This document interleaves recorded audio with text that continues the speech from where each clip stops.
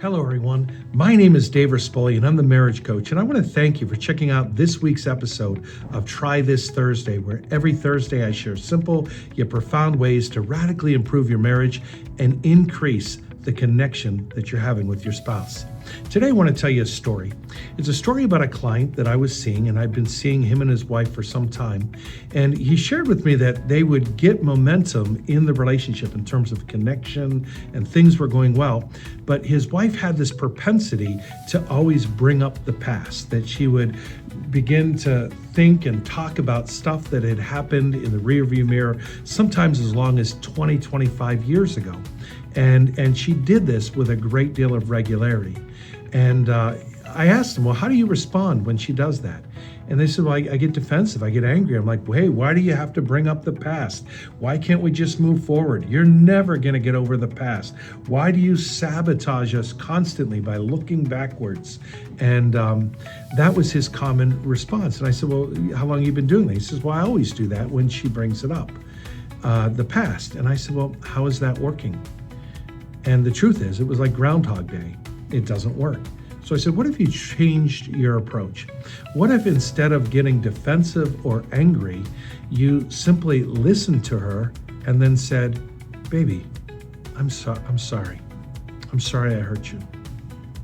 I'm going to try harder, or I'm trying harder. Instead of getting defensive or instead of getting angry, what if you just sat with her in that pain for one moment, even though it was something that happened 25 years ago? What if your standard response when she brought up the past, instead of getting defensive or angry, was to go to that place of pain and say, wow, you're still in a lot of pain over that, and I'm really sorry. And just sit with her. Don't get defensive. Don't get angry. Don't say, oh, you're never going to get past it. He committed to doing that. And in short order, within no less than 60 days, he shared with me that she's not bringing up the past anymore. Is it possible that defensiveness and anger in response of pain is never the solution? The answer is obvious. Here's your Try This Thursday assignment.